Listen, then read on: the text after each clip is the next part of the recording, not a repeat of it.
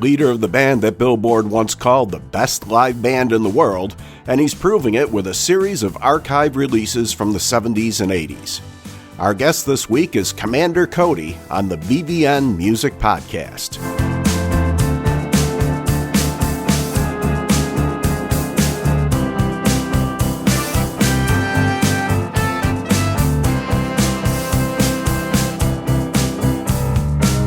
Hi, and welcome to episode 36 of the VVN Music Podcast. I'm Roger Wink, and you may be noticing that my voice is just about an octave lower than normal. That's because I'm fighting off one of those horrendous spring colds, but luckily I didn't have it yet earlier this week when I talked with George Frayne, otherwise known as Commander Cody. Frayne came together with a number of other students while going to school in Ann Arbor, Michigan, and after graduating and working as a teacher for a year in Oshkosh, Wisconsin, moved to San Francisco where Commander Cody and his Lost Planet Airmen became a full-time professional band.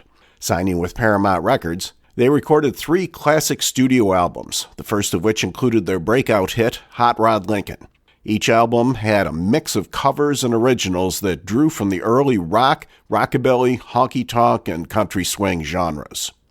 Over the years, Commander Cody has released a number of studio and live albums, both as a solo artist and with the Lost Planet Airmen. His latest is the archive release, Live at Ebbet's Field, taken from a 1973 show in Denver, Colorado. We talked to George from his home in Saratoga Springs, New York. You're in Saratoga Springs, right? Yes, yes I am. How long have you been living there? 20 years. Hey, before we get started too deep into this album that's coming out tomorrow, is that an official Commander Cody? Yes. This is something I'm involved with a bunch of guys from Rhino who are going to release all these I have a whole bunch of these old radio shows from the 70s and 80s. I released one of them on, what's that album label? My little senior moment here. Anyway, that was official also. Sundays. Yeah, I released an album of the KSAN 1972 radio broadcast with them, and I have several other ones, and this guy, an old friend of mine from Rhino, is starting his own thing. It's called Rockbeat, right?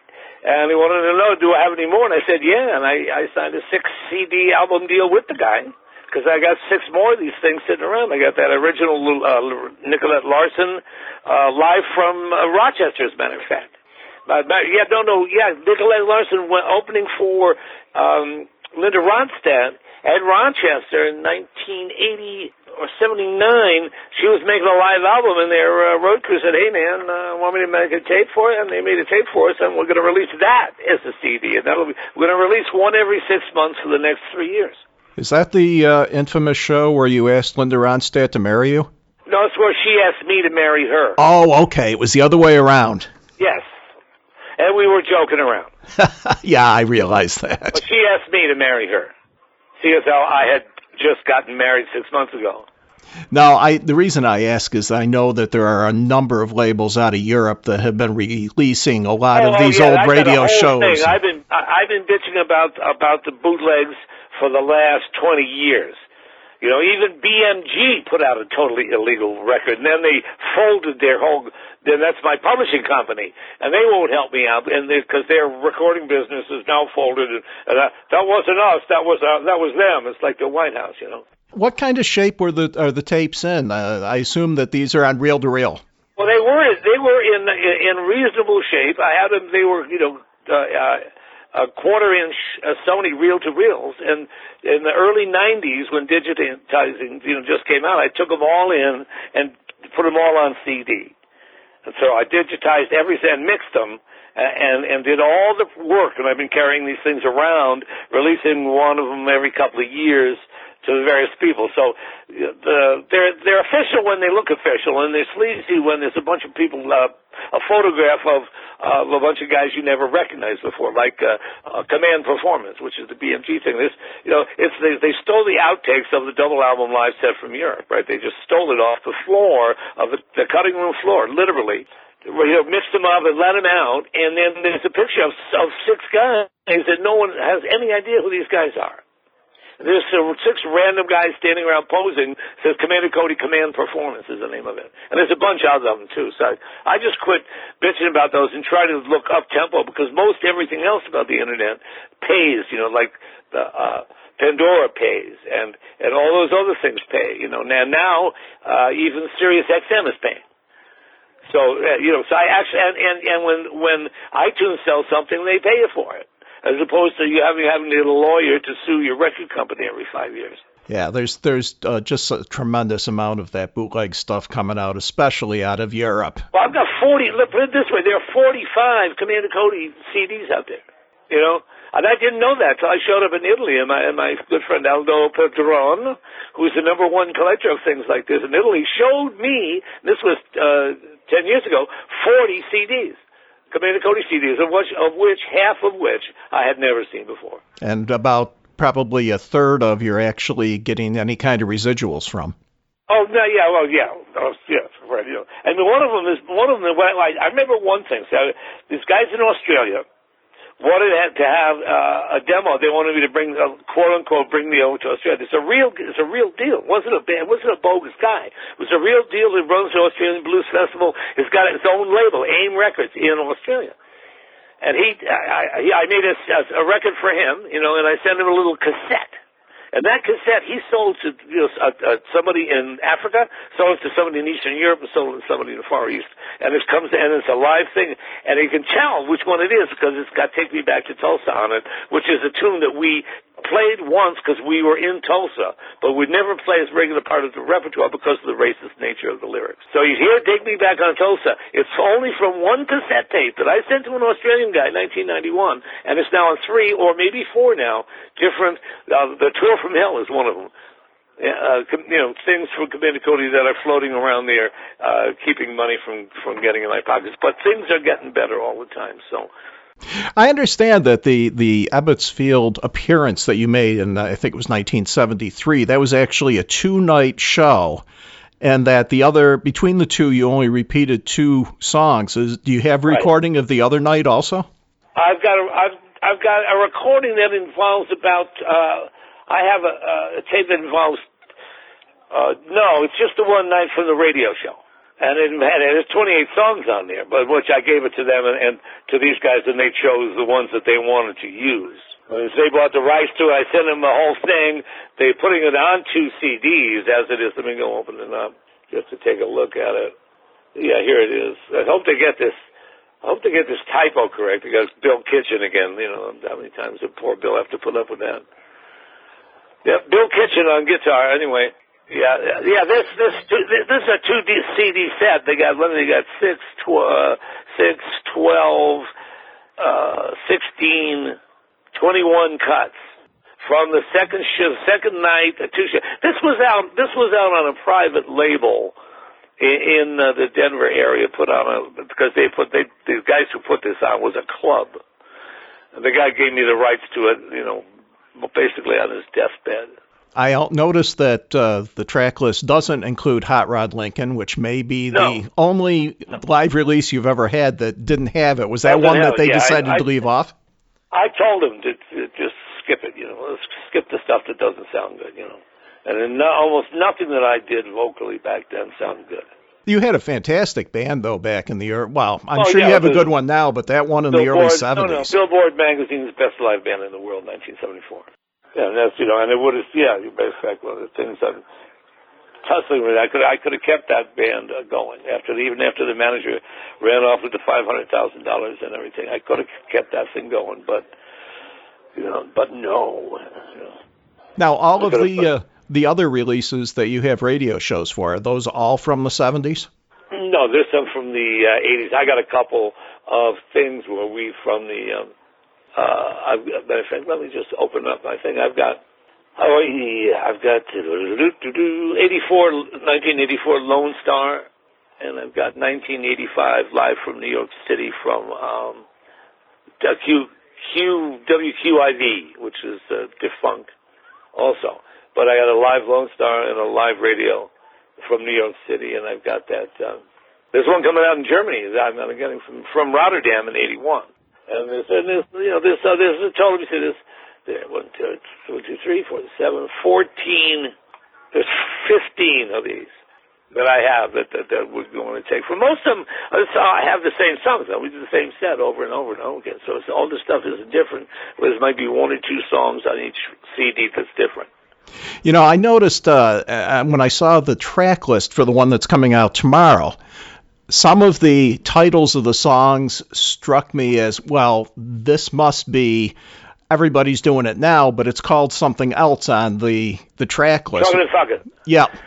Yeah, see, yeah. Well, I don't know where they got it from. I guess what I think that when that was published, I think that the smart ass Lost Planet Airmen Ozone music people published that as a thing that rewrote as Truckin' and Fuckin', as opposed to the Modern Mountaineers.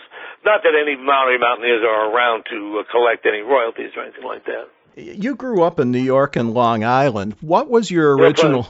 Brooklyn, Queens. Yeah, what was your original influence as far as music goes?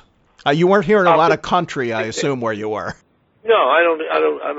No, I never listened to a lot of country. Until we went on a Hank Williams binge, and then we discovered Buck Owens in the '60s. That, mostly for laughs. I mean, we did country and western songs in our frat band because you didn't have to.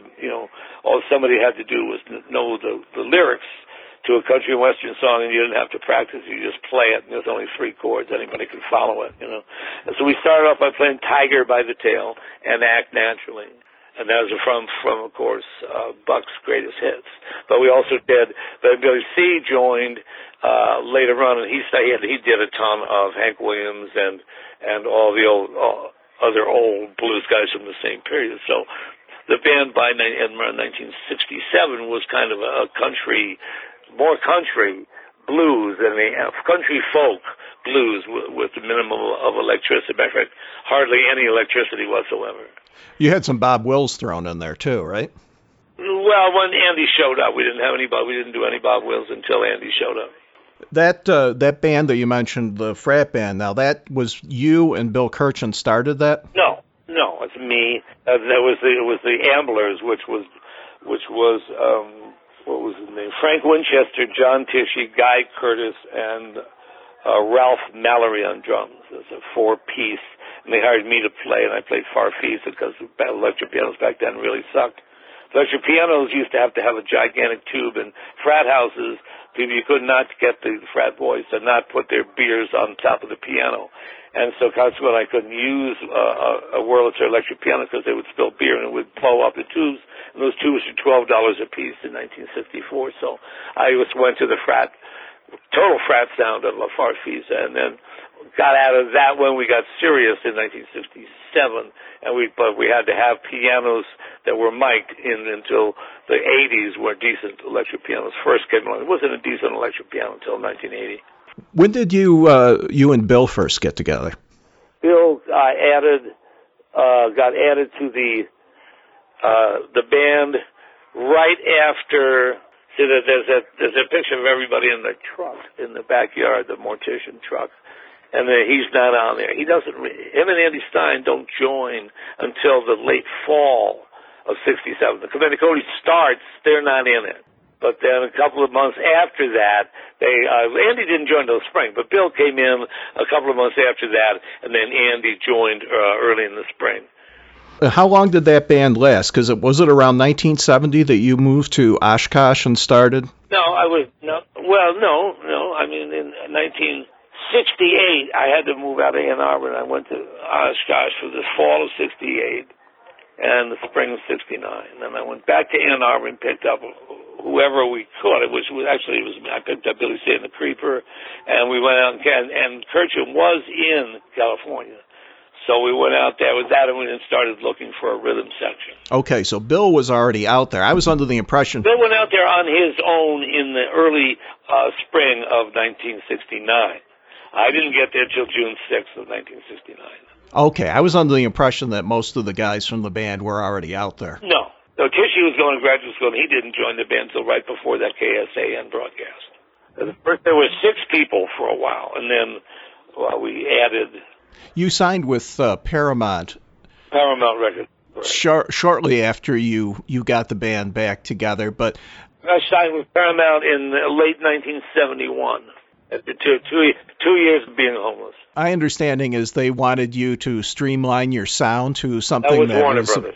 Oh, that was Warner Brothers. Okay. Yeah, they streamlined their sound. They got me Ron Stantz producer to produce that first Warner Brothers album. That's one of the reasons it got ruined. The Paramount though, they were supportive then of what I would call your unique sound. Well, yeah, until the Hot Rod Lincoln became a hit, and then they wanted everything to sound like Hot Rod Lincoln. It was just, the Paramount guys are oldie-timey guys. These are radio guys from the 40s who ran that thing. They had no idea. They had no idea what was going on. They went under. Took all the money that they had made from Hot Rod Lincoln, give it to us to start promoting another artist that bombed and took the whole label down with them. But like I said, they were old-time radio. I mean, these are mafia guys, Paramount Records in New York City. They were the ones that kind of were pushing for you to take on some vocal part, correct? Well, no, they just wanted everything to sound like Hot Rod Lincoln because it was a hit. It wasn't any hit on any of their doing. They did nothing about it. So, it's just jockeys and K-Fat that made that a hit. Was it during that time also that you kind of gave an initial boost to Asleep at the Wheel? Well, yeah, we started Asleep at the Wheel. There was a bunch of guys where we went out to do a gig at Ohio University, where Ray was going to school. He just met the band and really liked the band and became our friend, and we crashed in his dormitory room on the floor because we didn't have any place to sleep. So we became friends, and then when we went through Washington, D.C., they came and see us, and then he had a gig at the Cellar Door that we went to see, and we said, well, listen, you got to come out to Oakland. They came out to Oakland in late 1972 or early 1973, and we used them to open up all our shows for us. Right from your first album, Lost in the Ozone, you had this amazing formula that just combined rock, rockabilly, honky-tonk, country swing. And was there other artists that you started to follow that kind of influenced that sound outside of what you were doing back in Ann Arbor? No. Okay. Probably my favorite album of yours is Country Casanova. And it's funny that I've seen reissues of the first two albums, of the first live album, but I don't think there's anything out there with Country Casanova on it right now. Have you heard anything? Not anymore. They released Country Casanova and they released Trucker's Favorites, both on CDs, and then neither one of them sold anything, and they took it back. But you can still get the first one, the Live from Texas, and the Greatest Hits on MCA. MCA bought the Paramount catalog, and MCA put out these things in the early 90s and were out for a couple of weeks, and they absolutely did nothing. So they just, threw the tracks, or what they would. No, I made a deal with them to do the Greatest Hits after that instead, and that came out about 93, 94. Do you still have any control over those masters? In other words, could you get them? Those? No. It'd be great if they could get those back out. Well, I mean, the masters, yeah, but what are you going to do with a 32-track recording these days? I mean, where are you going to take? Where are we going to take it? Somebody like Sundazed or even Rhino would be interested in doing some reissues on some of those. No, they wouldn't. That album had one controversial song on it, which we already mentioned. Everybody's doing it now. You had that ruined a couple of people. That's ruined a couple of people's careers. Matter of fact, the Paramount mislabeled it. They said don't play side one track something or whatever, and the one they said not to play was the gospel tune. And the jockeys just went ahead and played it and wound up playing a song that was a curse word, and a couple of guys got fired for that. Well, I know that it kind of had some bad repercussions at country radio, so that's probably where it came from. Oh, yeah. Absolutely. Because Paramount screwed up, and that was right now, and then Paramount, was going immediately, they had to go out of business because their country label, part of their Dot Records, separated from them immediately after that, and the whole thing fell apart. Well, one of the things I found most impressive about all of your albums is that they seamlessly blend covers with originals. And when I say that, it's that you and the rest of the people who did the songwriting on the albums were able to write music that so well duplicated not duplicated, but were able to fit in with the sound of this covers from the 30s and 40s. There was a feeling to it. There's a feeling to it, and you don't cover anything that's a major hit. I mean, we're not a cover band, because cover bands is covering whatever's a hit at that time that you're playing. Now, we're fishing around for old tunes, which is something all bands do. And you find something you like, we just like to play. We didn't have to change the version of it or make it different. We just had to play it with our repertoire, with our instruments and the way we played stuff, and it just became the same but different, as opposed to somebody trying to do something with it. It's just when you think of, again, I'll bring up Country Casanova, when you think about Shall We Meet or Rock That Boogie, which were originals, and it's like they followed on and sounded so in line with My Window Faces the South, which is from the 30s. And it was just always amazing to me how seamlessly you were able to blend originals and covers, and you would sit there hearing the originals going, I think I remember that from the past, when in fact you'd never heard it before. Yeah, well, we wanted to write something that sounded like an original old stomping gospel tune. You took almost a quarter century off from recording any kind of new studio album until I think it was 2009. Was that just an industry thing? I should have spent more time on that, too. Was that an industry demand thing, or did you just choose not to work in the studio for a while? I just didn't have any reason to do anything, because nobody bought it, and nobody bought that thing either, I mean, and I shouldn't have put it down. I should have spent some more time on it rather than listening to people. It was a big mistake. Putting another live album out was what I should have done. But I didn't. I went in and did some stuff, and it sucked, and it's too bad. Put me right back in the bag that I was in, but I was digging myself out of. I assume then that you're going to pretty much concentrate on archive live releases and more current live releases than from now on. I've got some ideas, but it would require somewhat of a hue and cry for me to put out something, to do any work whatsoever. I'm not interested in doing any work. I'm interested in doing some gigs. I'm interested in playing some music, but I'm not interested in making a career out of anything. I'm not interested in following up on anything. I'm not interested in doing any television shows, nothing like that. And I'll do an occasional interview like this, but that's about it.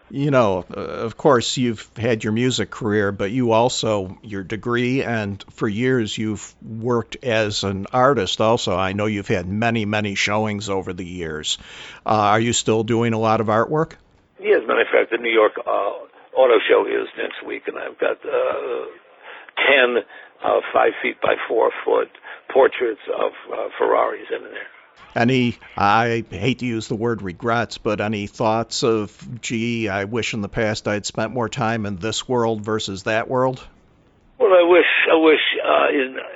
I had not been so trusting. I wouldn't be broke if I wasn't so trusting and had let people rip me off.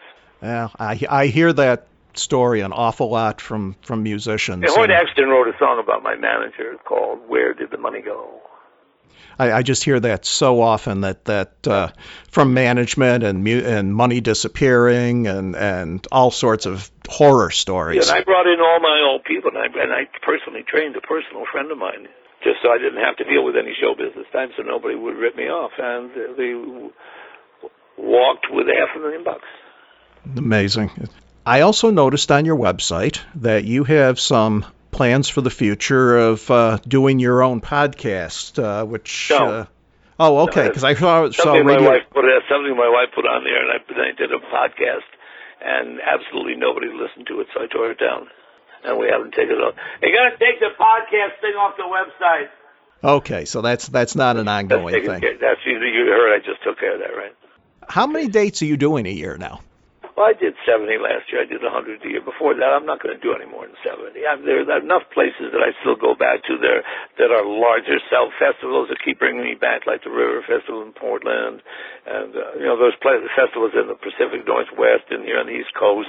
There's some bars I really like. There's some theaters I really like, and they bring me back regularly every year. I've got a thing where I go here every December. I do a gig with the Birchmere with Bill Kirchen every December, and I go to Chicago every February, and I go to Detroit, right here and there, and I go down to Florida every March, and I go to Arizona like that, and it's very nice and regular, and I keep visiting the places I like to play. I'm not playing anymore, Joe's Backyard or Pepe's Barbecue. I ain't doing any of that, I'm just not doing it. I don't have to, I'm not doing it.